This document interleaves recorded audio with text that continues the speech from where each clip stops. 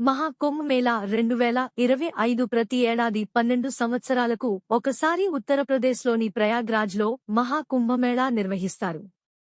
అయితే ప్రతిసారి 12 ఏళ్ల వ్యవధిలోనే మహాకుంభమేళాను ఎందుకు నిర్వహిస్తారు?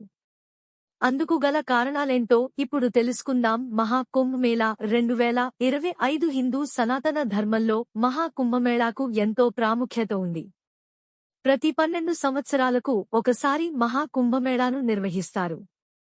ఈ కుంభమేళాలో పాల్గొనేందుకు ప్రపంచం నలుమూలల నుంచి లక్షలాది సంఖ్యలో భక్తులు తరలివస్తారు.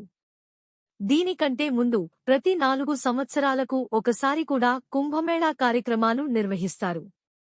అర్ధ కుంభమేళాను ప్రతి 6 ఏళ్లకు ఒకసారి హరిద్వార్ లేదా ప్రయాగ్రాజ్లో నిర్వహిస్తారు.